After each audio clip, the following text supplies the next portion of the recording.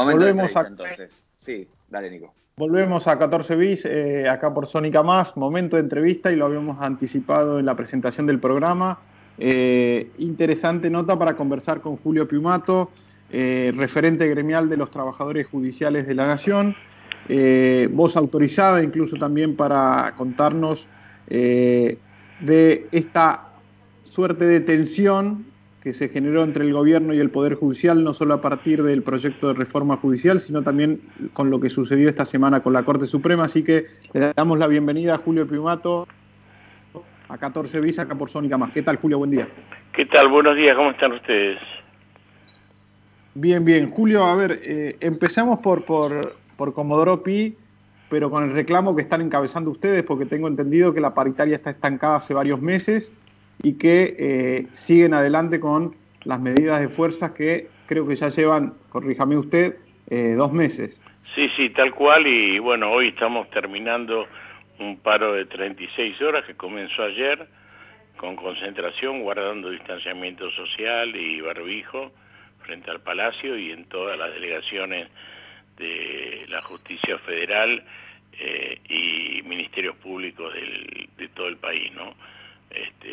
Bueno, le reclamamos a la Corte esta cuestión. Hoy se conocieron las cifras probables de inflación de septiembre, la perspectiva que va a ser un 37% la inflación de diciembre y podemos decir que desde 2002 no llegamos a esta altura del año sin una recomposición salarial, así que estamos insistiendo ante la Corte que define este tema el día martes, si no está definido seguir profundizando las medidas la semana que viene, ¿no? ¿Qué le pareció el aumento de 7% que obtuvieron los estatales de UPCN y ATE?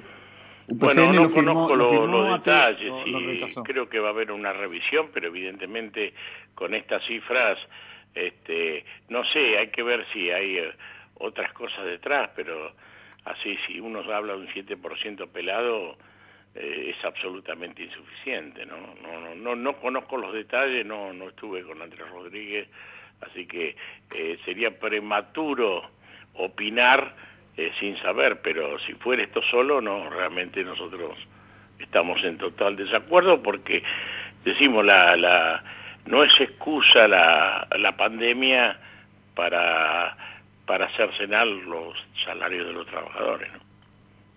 Julio, ¿cómo le va? Diego Zucalesca lo saluda. Y le pregunto, ¿cuál es un sueldo, un salario medio, si se quiere, en la justicia federal, ¿no? Porque cuando hubo reclamo de la policía bonaerense se dieron a conocer, algunos recibos de sueldo y la verdad que era vergonzoso. ¿En qué nivel? No, nosotros fue de mucha lucha. Nosotros tenemos, se puede decir, salarios dignos, ¿no? Pero como yo digo, los trabajadores judiciales son jueces baratos, ¿no? Porque no hay ningún lugar del Estado donde la productividad sea como lo de la justicia, ¿no? Entendida la relación entre el volumen de trabajo que se resuelve diariamente por cada agente del Poder Judicial, no hay comparación. Por eso es tan estresante la actividad. Por eso en la justicia, si nosotros trabajamos a reglamento, hay una acordada de la Corte que nos descuenta el día como si no hubiéramos trabajado, ¿no? Porque evidentemente la situación de emergencia judicial, el colapso, la insuficiencia de plantas, hace que sea una tarea tremendamente estresante, ¿no? Nosotros estamos en 60.000, 70.000 de bolsillo, de acuerdo a las categorías y todo en todo el país.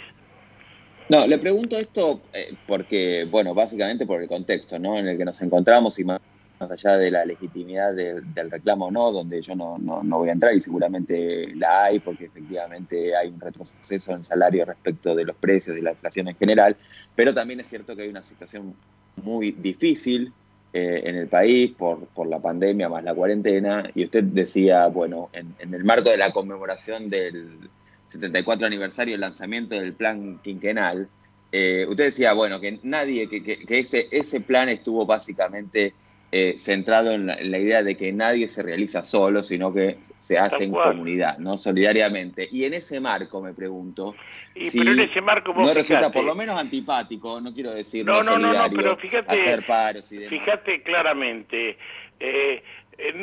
no veamos solamente, lo sabemos todos, digamos, en un país donde los que más ganan es la especulación financiera, la culpa no la tienen los salarios, ¿no? Algo está mal. No, está claro eso. Digamos, entonces esa es la primera base. Fíjate, la Argentina es un país donde hoy veía un mensajito que decía, es el único país del mundo que con 40.000 pesos sos pobre y con 50.000 pagas ganancia. Entonces creo que acá hace falta una reforma tributaria importante. El haber llegado al salario digno no significa volar para abajo. El nivel salarial en la Argentina es tremendamente bajo, ¿no? Obviamente. Nosotros no creemos vivir en una isla, sino que creo que luchamos por eso que te digo, ¿no? Porque si nosotros trabajáramos a reglamento, si no ofrendáramos todo lo que damos, la justicia se paraliza directamente, ¿no? Está claro y creo que todos valorizamos el rol de la justicia y de una justicia independiente, como debe ser. De hecho, quien le habla es abogado, o sea que sé muy bien de lo que está hablando. Entonces, pero no desde ese lugar, sino desde el contexto, ¿no? Bueno, gente que hace meses y meses que no factura, de locales y gastronómicos, de diversas actividades que se cierran y demás. Digo, no, la pregunta es si no quiero decir poco solidario, pero por lo menos antipático. Digo, no el reclamo, pero sin paro, ¿no le parece? No, para nada, porque cada uno sabe la realidad donde está. Cada uno sabe la realidad donde está. Hay una perspectiva, precisamente ese tema de que vos decís de la pandemia. Hoy los judiciales están sustentando ya no el grupo familiar primario, sino muchas veces están sustentando por esa crisis que está viviendo muchos sectores de Argentina un núcleo familiar mucho más amplio, ¿no? Evidentemente. Y los problemas que tienen los comercios no justamente está por la baja del consumo. Y si baja el consumo, si bajan los salarios, baja el consumo. Entonces, es como el perro que se muerde la cola, ¿no? Si nosotros no reclamamos salarios, ¿qué consume? Si acá hay que aumentar el consumo para que los comercios puedan tener una rentabilidad, las empresas puedan vender, etcétera, etcétera. Perdón, ¿hola? Julio. Sí, Julio. Sí. No, pensé que me estabas preguntando, ¿se escucha bien? Yo escucho, ¿eh? Sí, perfecto. Lo escuchamos. ¿Hola? Sí, lo estamos escuchando. ¿Usted nos escucha? Sí, escucho perfecto. Bien, a ver, al margen del planteo laboral y de lo que decía Diego, de hacer el reclamo pero sin la medida de fuerza, lo llevo, lo último vinculado a lo laboral, y usted hizo referencia ahí al impuesto a las ganancias, ¿no? Porque si hay un sector que está beneficiado con el no pago del impuesto a las ganancias es el judicial, y usted está planteando también una reforma tributaria en ese sentido. Por eso la distorsión de la Argentina es que el salario no es ganancia. Acá lo que tienen que ganar son los que en realidad ganan. Esto es una discusión de fondo. Lo que pasa es que cobrarle a los asalariados, la presión tributaria sobre un trabajador en la Argentina es de la más alta del mundo, y sin que uno tenga en correlato el nivel de servicios que se dan en otros lugares del mundo, ¿no? La ganancia, el salario tiene carácter alimentario, entonces el concepto de ganancia es muy diferente. Por eso nosotros no solo creemos que los judiciales no tienen que pagar, ningún trabajador tienen que pagar, porque vuelvo a repetir, es ridículo en la Argentina. Si nosotros que tanto se compara con los países vecinos, vemos cuál es el nivel del mínimo no imponible, y es absolutamente diferente. Entonces acá tenemos un impuesto a las ganancias que tendría que ser un impuesto progresivo, es decir, un impuesto que cuanto más se tiene, más se paga, pero los que tienen mucho en la Argentina no pagan lo mismo, ¿no? Yo creo que acá hace falta una gran discusión tributaria. Te digo más, si vos te pones a pensar la cantidad de gente que hasta hace 10 años que pagaba ganancias, era una ínfima porción de la población, por sus ingresos. Y esto, digamos, la regresión con el mínimo no imponible y con todas las reformas que hubo, fueron brutales. Y te digo más, en la justicia, el problema de la justicia, todos hablan de los jueces. El problema de la justicia no es que los jueces no paguen ganancias, porque los jueces tienen que tener un salario digno, y los jueces que no pagan ganancias tienen una vida digna, pero no son millonarios. El problema de la justicia son los jueces que son millonarios, y eso nunca se ponen en tela de juicio, y los jueces que son millonarios no se hicieron millonarios con su salario. Hay que buscar siempre cuando hay un interés determinado. ¿Cómo se hizo millonario Canicoba Corral, por ejemplo? Y bueno, pero arregló con todos los gobiernos. Entonces, la persona que no, y se jubiló, y se le va a seguir pagando, digamos, es un buque insignia de esta cuestión que estamos diciendo. Pero lo que pasa es que el juez corrupto no es un problema para el poder político, porque no tiene espalda para ser independiente, porque ante la primera presión le amenazan. Yo te doy un caso, cuando fueron los sobornos en el Senado, no sé si se acordaron ustedes, en el año 2000. Sí, por supuesto, la ley Banelco. La ley Banelco. El primer juez que interviene es el juez Liporache. El juez Liporache, a los 2 días, una vez que salta la denuncia y todo, no cuando se aprobó la ley, varios meses después, cuando saltó la denuncia a partir del pedido de informes que hizo Cafiero o la cuestión de privilegio que planteó en el Congreso, cuando esto llega a la justicia, interviene el juez Liporache. El fiscal Delgado era el fiscal que intervenía por el Ministerio Público Fiscal. Sale un día que estaban todos los colegas de ustedes esperándolo a la noche, yo me acuerdo porque lo vi en directo, sale de Comodoro Pi, van todos los periodistas a hablarle, y él comete el desliz de decir que los elementos que tenían demostraban que el hecho, es decir, el soborno, había existido.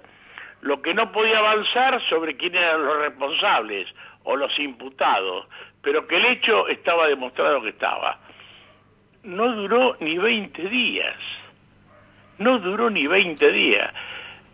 En 24 o 48 horas, colegas de ustedes publicaban en los medios de comunicación la mansión que tenía sobre el río, ahí en Martínez, creo que es Martínez, Cacazú, San Isidro, por esa zona, que evidentemente no la tenía por su sueldo, y en tiempo récord el Consejo de la Magistratura lo enjuició y lo separó del cargo.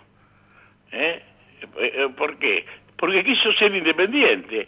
Si él no hubiera dicho nada, se hubiera jubilado llegado el momento. En el caso de Canicoba Corral, el Consejo de la Magistratura archivó todas las denuncias en su contra. Obvio, pero con todos los gobiernos. El gobierno pasado, que tanto decía, con cómo arregló las cosas y, bueno, nombraron a su hijo juez, y después este gobierno procesó antes de jubilarse, hizo los deberes para que no le enjuiciaran y se jubiló. Y así hay un montón de casos.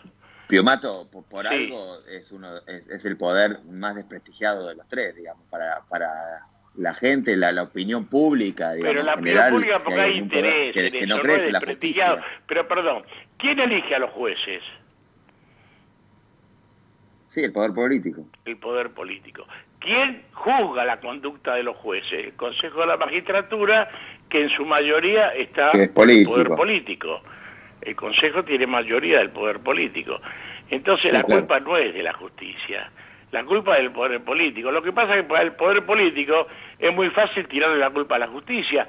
En esto que estamos hablando con la Corte, vos fíjate que los dos lados de la grieta, es decir, diga lo que diga la Corte, va a tener la mitad que va a decir que se vendieron, que totalmente. Esto, que aquello. Y la justicia no tiene que fallar en función del interés de uno u otro sector. No está jugando en la grieta. La justicia es el poder fundamental del Estado.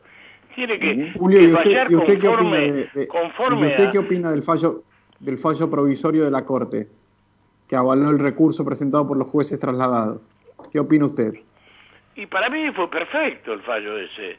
Yo respeto la Corte, pero además lo que digo es que una vez que la Corte falla, creo que todo el mundo, porque tampoco la Corte es intocable, es el máximo tribunal de justicia de un país, pero una vez que la Corte falla, está bien que quien no le gustó el fallo, pero con crítica de fondo, crítica sentada, pueda criticarlo. Pero el problema acá en la Argentina es que se opera sobre la Corte antes que falle. Se presiona de uno u otro lugar. Entonces, este es el inconveniente que hay. Porque si uno ve cuál es la estructura de cómo viene fallando la Corte con forma de derecho, uno ya piensa lo que va a hacer. Yo te doy un caso, el juez Bertuzzi. El juez Bertuzzi no es el primer cambio de jurisdicción que tiene. El juez Bertuzzi era originalmente juez del Tribunal Oral Federal número 1 de La Plata, el que jugó en su momento Echecolás en la causa esa. Por las divergencias que era, nosotros lo denunciamos muchas veces al juez Rosaki, porque es un psicópata, que el gobierno de Macri, cuando iba a ser separado, le aceptó la renuncia. Y hoy puede ser que reaparezca a Rosaki en algún tribunal, en algún lado, a pesar que toda la justicia sabe lo que es Rosaki, pero él se da el lujo de dar conferencia como si fuera un gran señor. Bueno, en ese momento volvía loco a todos sus colegas, después todo el tiempo que tuvo subrogante los volvió loco, y uno de los que se cansó, porque era insalubre, los empleados lo siguieron soportando, fue Bertuzzi, y Bertuzzi ahí consiguió un pase y se fue a San Martín. Creo que era el gobierno, ya era el gobierno de Cristina o de Néstor Kirchner, y no hubo ningún problema. Después, en 2016 lo pasan, también dentro de la justicia federal, y no sé, si ahora vuelve atrás y avanzara eso, tendría que volver a La Plata, porque se tendría que anular los dos pases, porque no volvió a pasar por el Senado. Entonces, Julio, yo creo que acá tomamos las cosas por el interés de la clase política que está en el gobierno. Y ahí no hay ninguna seguridad jurídica, porque cambia el gobierno y vuelven a cambiar las cosas. Entonces estamos en un aquelarre donde realmente nosotros tenemos que defender un concepto de independencia de la justicia. Yo te estaría diciendo, lo mismo hubiera sido cualquier fallo que hubiera tenido la justicia, pero si hubiera fallado distinto, tenía el otro sector que decía, los que le hacían el escrache a Lorenzetti, estarían, ¿por qué lo hacían? Entonces que ahora aplauden unos y el otro, que el jefe de gabinete diga que pierde el privilegio la Corte, y no tiene que ser, porque el mecanismo para juzgar a una Corte, si flagrantemente incumple con su función o algún miembro de la Corte, es el juicio político, está en la Constitución. Total. Entonces Julio, yo creo que tenemos que ejercer las cosas como debe ser, ¿viste? Entonces la Corte está desprestigiada porque hay un interés. Cambian los gobiernos y sigue siendo el interés de desprestigiar la Corte. Te doy un ejemplo clarito, un ejemplo claro. Si vos le preguntás a cualquier ciudadano común, ¿quién es el responsable de la inseguridad de la Argentina? Y te dice la justicia. Y eso es una gran mentira, pero todos ustedes contribuyen, todo el periodismo, los medios de comunicación contribuyen a ello, porque los que son responsables por la Constitución Nacional de proteger a los ciudadanos son los gobiernos, son los que tienen el monopolio de la fuerza de seguridad. La justicia recién actúa está bien. sobre la consecuencia, sobre el fracaso de Julio, la seguridad, escúcheme, que es el delito. No tenemos más tiempo, es muy interesante la charla con usted, lo vamos a volver a llamar, porque a mí por lo menos me quedaron varias preguntas ahí en el tintero, pero tenemos que terminar la charla con un cuestionario. ¿Le parece? Sí, no hay problema. Es cortito. Bueno, ¿CGT o CTA? Perdón, justo me está... Sí, me decías... Igual es bastante obvia la respuesta. ¿CGT o CTA? No, CGT. No, además tiene que haber una sola central en Estados Unidos. Los mejores momentos de los trabajadores fue cuando el movimiento obrero estuvo unido. Está claro. Y además los romanos decían, sí. Los romanos decían, la unión hace la fuerza, y si no te Sí. divide y reinará. Fue el éxito de los romanos para impulsar su imperio, ¿no? Dividiendo. Muy bien. Va por el imperio trabajador, entonces. ¿Campera de cuero No, o imperio campera de trabajador pluma? no, que no el imperio de la injusticia.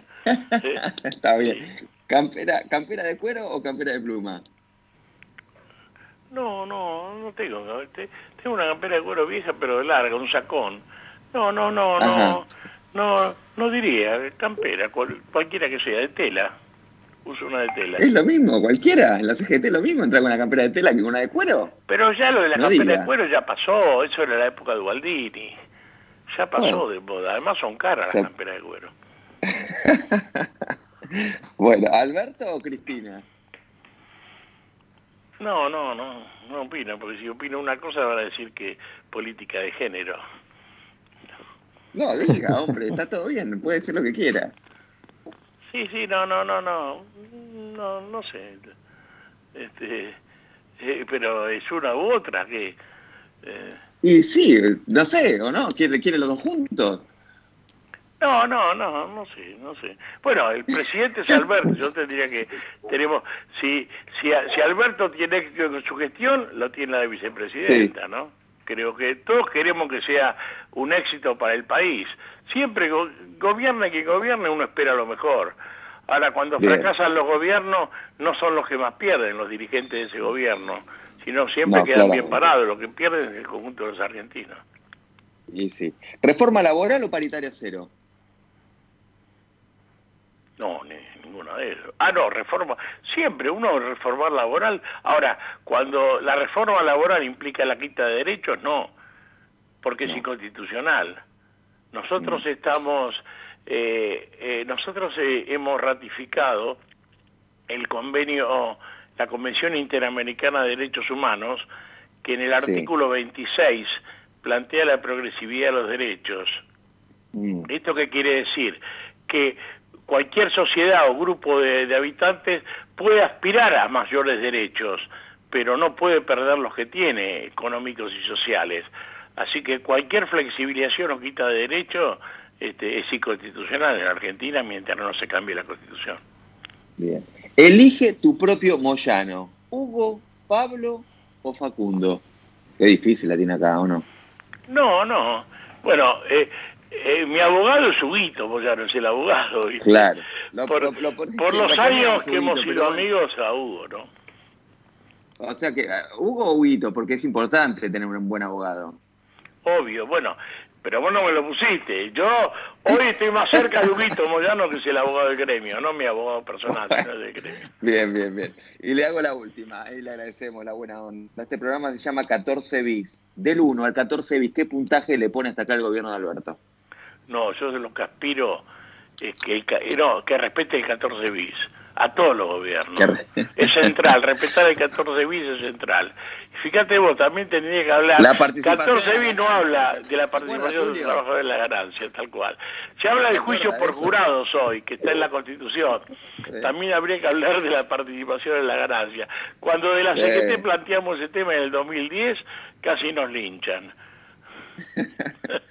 Bueno, Julio, le agradecemos muchísimo el contacto con 14 bis. Le mandamos un gran abrazo. Abrazo enorme y gracias a ustedes. Un gusto. Un abrazo grande. Ha pasado Julio Piumato, se extendió un poco la charla, pero valía la pena.